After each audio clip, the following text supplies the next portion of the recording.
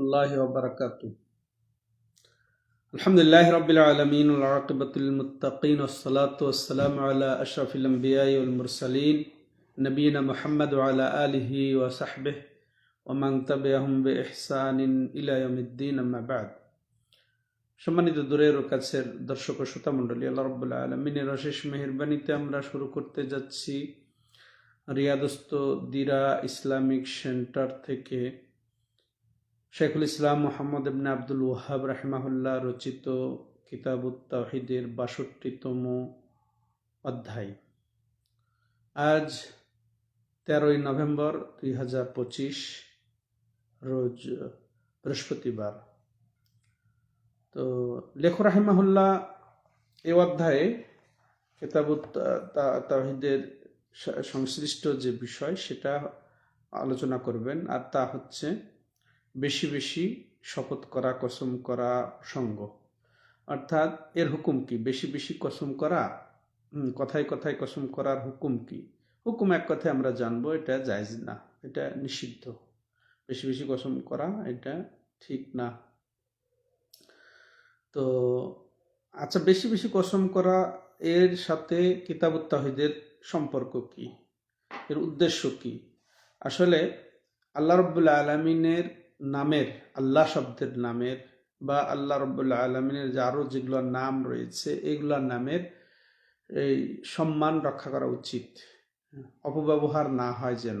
আল্লাহর নাম দিয়ে আমি কসম করে আমি আমার স্বার্থ চারিতার্থ করব বা মিথ্যা করে কসম করে আমি এটাকে ব্যবহার করব, এটা তাওহীদ পরিপন্থী। তার মধ্যে তাওহীদের জ্ঞান কম আছে, ইমানের দুর্বলতা আছে, এরকম যেন না হয়, এটা তাওহীদ পরিপন্থী বিষয়। যার কারণেই লেখক রাহিমাহুল্লাহ এই অধ্যায়ে এই বেশি বেশি কসমের হুকুম উল্লেখ করেছেন। এটা আসলে এটা বেশি বেশি কসম করা এটা অবমাননা, এটা একেবারে হালকা হালকা মনে করা, এটা আল্লাহ রাব্বুল আলামিনের সম্মানের বহির্ভূত বিষয়, সম্মান বহির্ভূত বিষয় এটা। তাহলে এখন আসেন এই বিষয়টি তিনি সুসাব্যস্ত করার জন্যে প্রায় 5টি দলিল উপস্থাপন করেছেন। একটি আয়াত থেকে, সূরা মায়েদার 89 আয়াত এখানে উপস্থাপন করেছেন। এরপরে হাদিস থেকে তিনি উল্লেখ করেছেন, অধিকাংশ বুখারী এবং মুসলিমের হাদিস। তো প্রথম দলিল হিসেবে তিনি পেশ করছেন কাউলিল্লাহি তাআলা ওয়াহফাযু আইমানাকুম, সূরা মায়েদা 89 নম্বর আয়াত। এখানে আল্লাহ রাব্বুল আলামিন বুঝিয়েছেন, যেটা তাফসীরকারকরা লিখেছেন, যে তোমরা কসম করো না, কসম করো না, অর্থাৎ তোমাদের কসমকে, তোমাদের শপথকে হেফাজত করো। অর্থাৎ যদি কসম করেই বসো আর যদি ভঙ্গ হয়ে যায়, পূর্ণ না হয়, তাহলে কাফারাও দাও, মানে হেফাজত করো।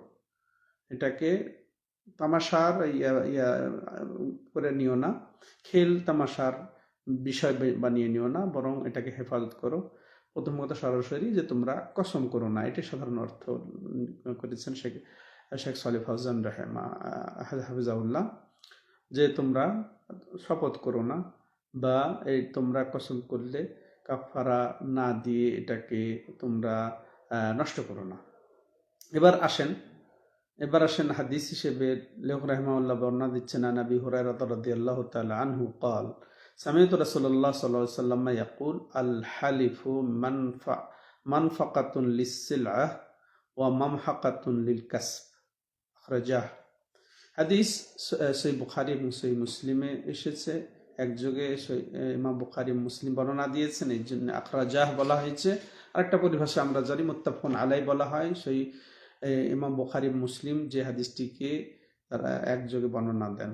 আর এখানে আখরাজাহ, এখানে বর্ণনা হয়েছে কি, যে উভয় ইমাম এই হাদিসটিকে বর্ণনা দিয়েছেন। এর মর্ম হলো, আবু হুরায়রা রাদিয়াল্লাহু তাআলা আনহু বর্ণনা করে বলছেন, সামি'তু রাসূলুল্লাহ সাল্লাল্লাহু আলাইহি সাল্লাম ইয়াকুল, আমি রাসূলুল্লাহ সাল্লাল্লাহু আলাইহি সাল্লামকে বলতে শুনেছি, আল হালিফু মানফাকাতুন লিসিলাহ, এই কসম করাটা, এই শপথ করাটা, এটা পণ্য বা জিনিসপাতি, এটাকে বিক্রি করার একটা ওসিলা, এটা বিক্রি করার ওসিলা। এই আসবাবপত্র, জিনিসপাতি, পণ্য বিক্রির একটা ওসিলা হচ্ছে এই কসম করা, এই শপথ করা। ওয়া মামহাকাতুন লিল কাসবে, আর এটা আসলে এই কামায়ে এটা আসলে কামাই বরকত শূন্য হওয়ারও একটা উপায় বা ওসিলা, এবং এটা কমে যাবে, না হলে একের বরকত শূন্য হবে। এই শপথ করে যদি পণ্য বিক্রি করা হয়, কোনো জিনিস বিক্রি করা হয়, এটা আসলে উপায় অবলম্বন করা হয় মূলত এটা বিক্রির জন্যে। হ্যাঁ, আর দ্বিতীয় কি, বিক্রির জন্য এটা উপায় অবলম্বন করলেও এইভাবে যে বিক্রি করবে এটা বরকত শূন্য হয়ে যাবে বা একে বরকত কমে যাবে। নাসাল্লাহ সাল্লাম আফিয়া। তাহলে আমাদেরকে সতর্ক করতে হবে। এই হাদিস তাহলে স্পষ্টই বোঝা গেল যে এই কসম ব্যবহার করা পণ্য বিক্রির ক্ষেত্রে, বরং এটা বুঝলাম যে এটা নিষিদ্ধ, কারণ এটা বরকত শূন্য হয়ে যায় বা বরকত কমে যায়। আর এতে তাহলে বোঝা গেল এটা সতর্কতা এখানে এসেছে হাদিসে, এবং তার সাথে সাথে এর যে ক্ষতিকারক দিক সেটাও উল্লেখ রয়েছে এই হাদিসে। সম্মানিত দর্শক ও শ্রোতা মণ্ডলী, তাহলে সংক্ষেপে আমরা যে হাদিস দ্বারা যা জানলাম যে শপথ ব্যবহার করা, পণ্য বেচার কেনার ক্ষেত্রে শপথ ব্যবহার করা, যে এটাকে বেশি বিক্রি হবে, আমি শপথ করলে সে বিশ্বাস করে নেবে, আসলে সে বোকা হয়ে যায়। যখন কসম করা হয় ক্রেতা একেবারে বিশ্বাস করে ফেলে। তো এই বেশি বিক্রি যেন হয় বা এটা বিক্রি হয়ে যায়, এর জন্য এটাকে ব্যবহার করার সতর্কতা এখানে এসেছে এই হাদিসের মাধ্যমে। কারণ এটা আল্লাহর নামের হচ্ছে অপব্যবহার, এটাকে অবমাননা করা হলো, এটাকে তুচ্ছ, আল্লাহর নামটাকেই তুচ্ছ হিসেবে ব্যবহার করা হলো তুচ্ছ জায়গাতে। আর সেটা হচ্ছে তাওহীদ কমতির, ঘাটতির একটা উপায় বলা যায়। দ্বিতীয় যে বিষয়টা আমরা এখানে জানলাম যে কেউ যদি কসম করে কোনো পণ্য বিক্রি করে, মিথ্যা আশ্রয় নিয়ে হোক বা সত্য করেই যদি বারবার কসম করে, তার ক্ষতি রয়েছে।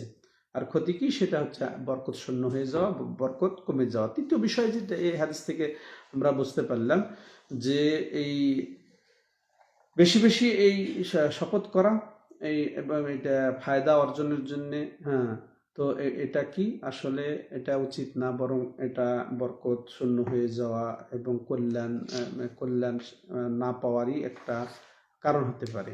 এবার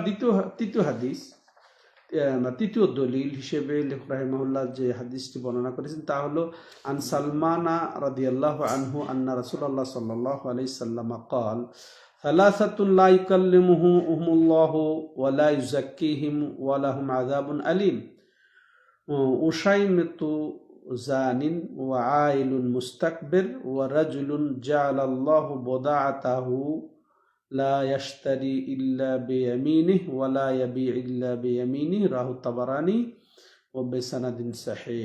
সুলাইমান ফারসি হিসেবে আমরা যাকে চিনি, সুলাইমান ফারসি আসলে ইস্পাহানের লোক ছিলেন তিনি। তো ইনি মদিনাতে রাসূলুল্লাহ সাল্লামের কাছে এসে ইসলাম কবুল করেছিলেন। তিনি মারা যান 36 হিজরিতে তিনি মারা যান।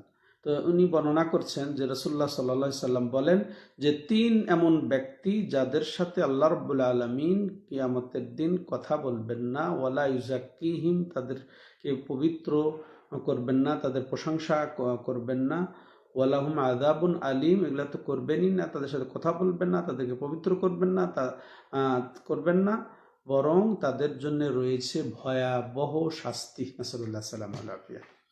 তো 3 ব্যক্তির প্রথম ব্যক্তি উসাইমাতুন জানিন, যে বৃদ্ধ জেনাকারী, বৃদ্ধ অবিচারকারী। আইলুন মুস্তাকবের, ফকির কিন্তু অহংকারী, ফকির হয়েও অহংকারী। ওয়ারাজুলুন জাআলাল্লাহ বিদআতাহ, আর এমন ব্যক্তি যে আল্লাহকে বা আল্লাহর কসমকে, আল্লাহর নামে শপথকে পণ্য আকারে সে গণ্য করলো। মানে কসমটা সে এই হিসেবে ব্যবহার করছে যে এটা যেন পণ্য, কসম বিক্রি করছে, সে কসম করে বিক্রি করা, এটাকে ওসিলা করে আসলে এটাকে সে পণ্য বানিয়ে ছেড়েছে।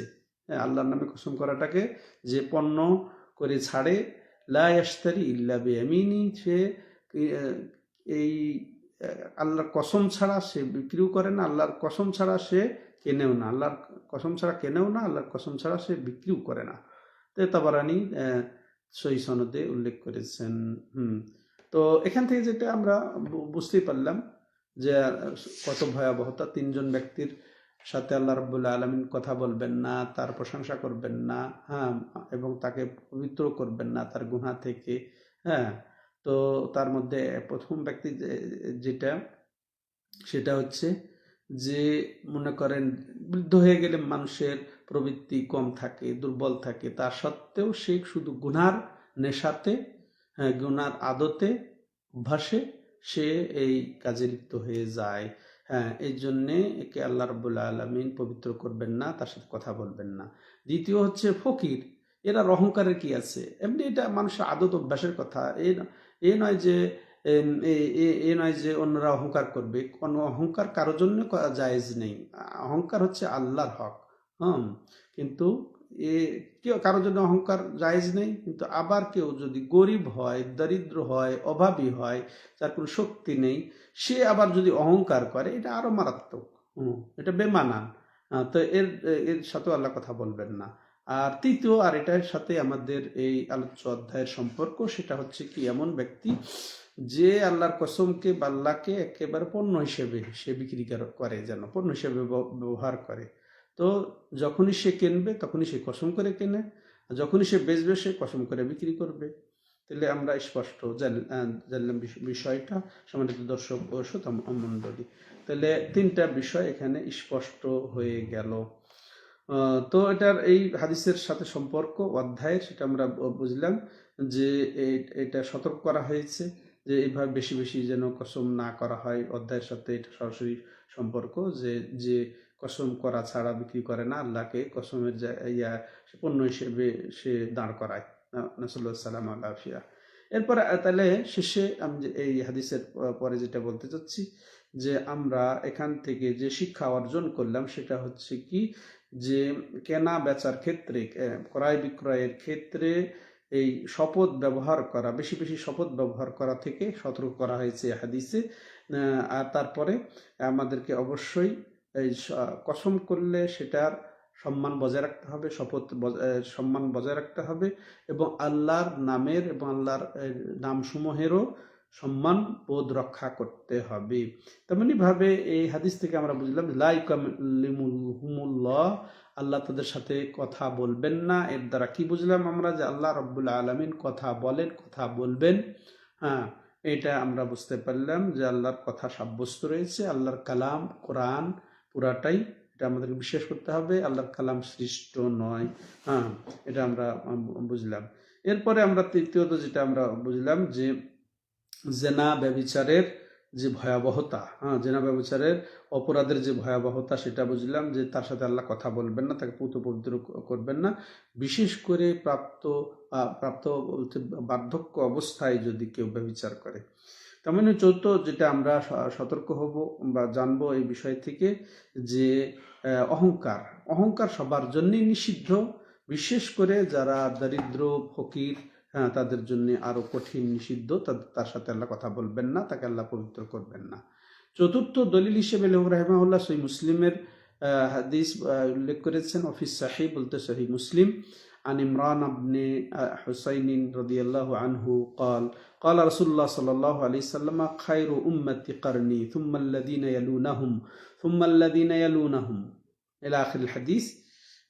যে ইমরান ইবনে হুসাইন প্রখ্যাত সাহাবী, তিনি বর্ণনা করে বলছেন যে রাসূলুল্লাহ সাল্লাল্লাহু আলাইহি ওয়াসাল্লাম বলেন, খায়রু উম্মতি কারনি, সর্বোত্তম যুগ হচ্ছে, জেনারেশন বা সর্বোচ্চ লেভেল, স্তর, স্টেপ কোনটা, আমার যুগ, আমার যে জামানা, এটা হচ্ছে সর্বোত্তম জামানা। যেমন কুনতুম খায়রা উম্মাহ, আল্লাহ বলেছেন কি কুনতুম খায়রা উম্মাহ উখরিজাত লিন্নাস, যে তোমরাই হচ্ছে সর্বোত্তম জাতি। তো আল্লাহ রাসূল কি বলছেন, খায়রু উম্মতি কারনি, সর্বোত্তম, সেটাই হচ্ছে মিসদাক, সর্বোত্তম যুগ হচ্ছে আমার যুগ। তুম্মাল্লাযীনা ইয়ালুনাহুম, এর পরের যে স্টেপ সেটা হবে তার পরে উত্তম, অর্থাৎ সেটা হচ্ছে এটা তাবেইনদের, তুম্মাল্লাযীনা ইয়ালুনাহুম, এর পরে তারপরের স্টেপ বা তারপরের যুগ। তো ইমরান ইবনে হুসাইন ইনি বলছেন ফালা আদরি আযাকারা বাদা কারনিহি মাররাতাইন আও সালাসান। তিনি সন্দেহ করছেন যে রাসূলুল্লাহ সাল্লাল্লাহু আলাইহি সাল্লাম যখন বললেন সর্বোত্তম যুগ আমার যুগ, এরপরে যে বললেন সুম্মাল্লাযিনা ইয়ালুনাহুম সুম্মাল্লাযিনা ইয়ালুনাহুম, এটা তিনি দুইবার বলেছেন না তিনবার? এটা এটা এটা এটা আমি জানি না কয়বার বলেছেন তিনি। দুইবার বলেছেন এরপরের যুগ নাকি তিনবার বলেছেন, এটা আর আমি জানি না। হ্যাঁ, তিনি কয়বার জিকির করেছেন, কয়বার বর্ণনা দিয়েছেন। এরপরে আরো তিনি বলছেন সুম্মা ইন্না বাদাকুম কাওমান ইয়াশহাদুন ওয়ালা ইউস্তাশহাদুন। এরপরে এমন এক অপদার্থ গোষ্ঠী আসবে, যুগ আসবে, যারা সাক্ষী দিয়ে বসবে, ওয়ালা ইউস্তাশহাদুন, অথচ তাদের কাছে সাক্ষী চাওয়া হবে না। ওয়ায়াহুনুন ওয়ালা ইউতামানুন, তারা তারা খিয়ানত করবে, তারা তাদেরকে এমন তাদের খেয়ানত প্রকাশ পাবে যে তাদের প্রতি আস্থা আনা যাবে না, হ্যাঁ, নিরাপদ মনে করা হবে না তাদেরকে। ওয়াংজুরুন ওয়ালা ইউফুন, তারা নজর মানবে, মানত মানবে, কিন্তু তারা পূর্ণ করবে না। ওয়ায়াযহারু ফীহিমুস সিমান, আর তাদের মধ্যে কি এই যে মোটাটা বেড়ে যাবে। তো এর সংক্ষিপ্ত ব্যাখ্যা হচ্ছে যে রাসূলুল্লাহ সাল্লাল্লাহু আলাইহি সাল্লাম তার যুগ অর্থাৎ সাহাবার যুগ, যেটা একেবারে সাহাবার যুগ, তার যুগ বলতে সাহাবারা যুগ, সাহাবারা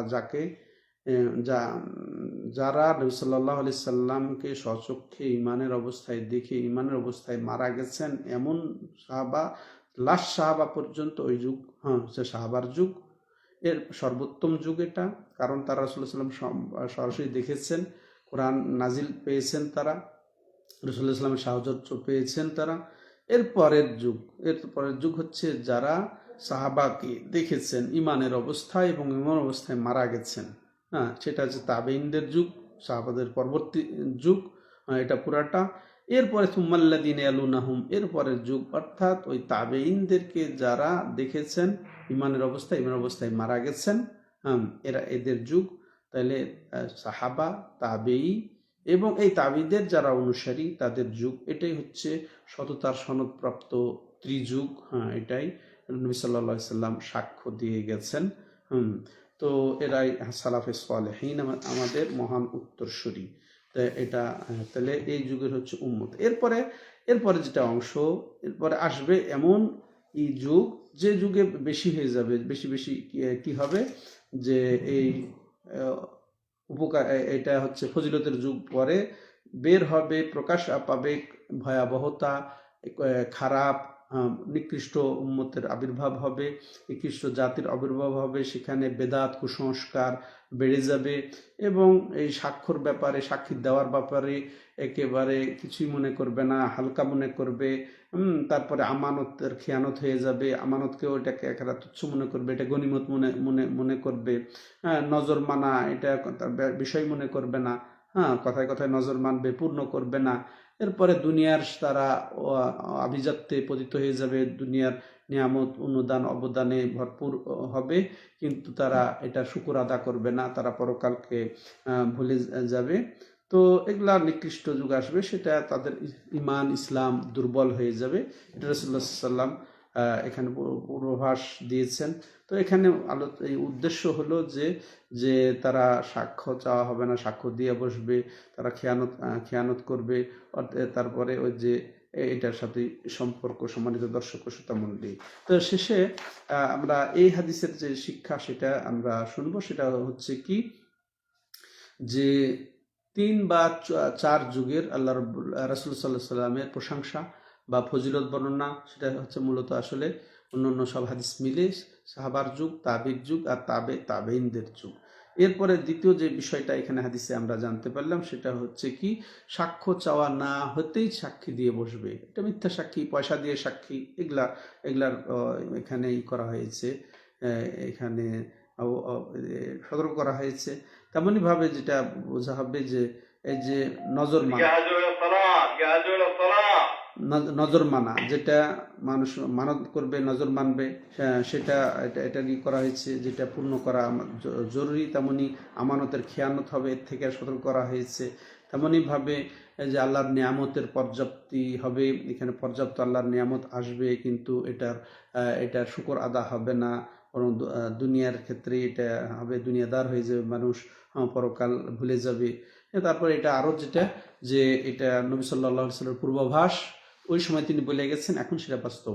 শেষ হাদিস যেটা যুক্ত করেছেন এই মর্মে, আন আব্দুল্লাহ ইবনে মাসউদ রাদিয়াল্লাহু আনহু আন্না নবী সাল্লাল্লাহু আলাইহি ওয়াসাল্লাম ক্বালা খায়রুন নাস কারনি থুম্মা আল্লাযীনা ইয়ালুনাহুম থুম্মা আল্লাযীনা ইয়ালুনাহুম থুম্মা ইয়াজিউ কওমুন তাসবিকু শাহাদাতু আহাদিহিম ইয়ামিনাহ ওয়া ইয়ামিনুহু শাহাদাতাহ। এটা সহিহ বুখারী এবং মুসলিমের হাদিস। আব্দুল্লাহ ইবনে মাসউদ রাদিয়াল্লাহু তাআলা আনহু বর্ণনা করছেন যে রাসূলুল্লাহ সাল্লাল্লাহু আলাইহি ওয়াসাল্লাম বলেন যে সর্বোত্তম মানুষ হচ্ছে আমার যুগের মানুষ, এরপরের যুগের মানুষ, তারপরের যুগের মানুষ, যেটা আগের মতোই হাদিস বলা হয়েছে। এরপরে আসবে এমন এক অপদার্থ জাতি যে যাদের সাক্ষ্য তাদের কসমকে আগে বেড়ে যাবে, তাদের কসমের আগে বেড়ে যাবে, যাদের কসমটা শাহাদাতের বা সাক্ষ্যের আগে বেড়ে যাবে। তো আসলে কসমও বেড়ে যাবে, শাহাদা সাক্ষ্য দেওয়ার প্রবণতাটাও বেড়ে যাবে। দুটা কখনো এটা বা উভয়টা প্রবণতাটা বেড়ে যাবে, যেটা এখন বর্তমানে যুগে চলছে। ইব্রাহিম নাখাই প্রখ্যাত তাবি, ইনি বলছেন কানু ইয়াদরিবুনানা আলা শাহাদাতি ওয়াল্লাহদি ওয়া নাহনু সিগার। উনি বলছেন আমরা যখন ছোট ছিলাম তখন এই আমাদের সালাফ সাহাবারা বা বড় তাবিনরা আমাদেরকে মারতেন, এই যদি সাক্ষ্য দিয়ে বসতাম, এমনি কথায় কথায় বা অপ্রয়োজনে সাক্ষ্য চাওয়া হয় নাই, সাক্ষ্য না চাইতেই যদি সাক্ষ্য দিতে যেতাম বা অঙ্গীকার করতাম, ওয়াদা করতাম, তো এই অবস্থায় আমাদেরকে মারা হতো, যেন আমরা বেশি বেশি কসম না খাই, বেশি বেশি আমরা নজর না মানি, সাক্ষ্য না দেই। তো এই জন্য আমাদেরকে মারা হতো। এটাও আমরা বুঝতে পারছি, এটা একটা নীতি। তো ইব্রাহিম নাখাই মাশাআল্লাহ এটা বর্ণনা দিচ্ছেন।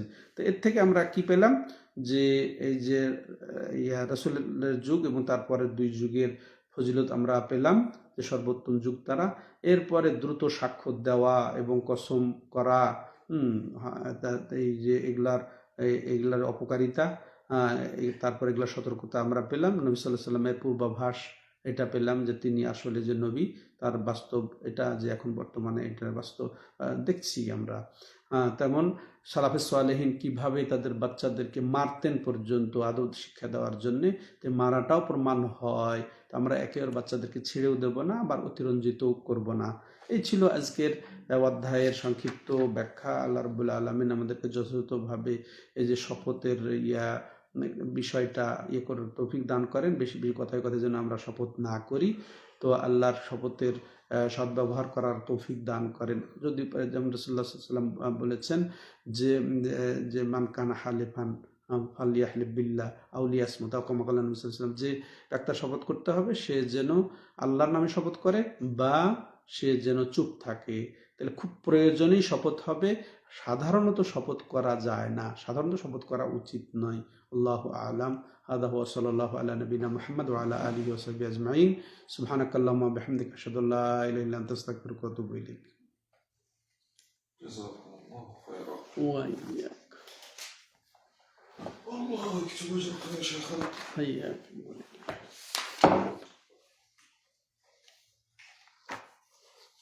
أذن. ايه ترى سمعت ابو بلال سوى لنا حفله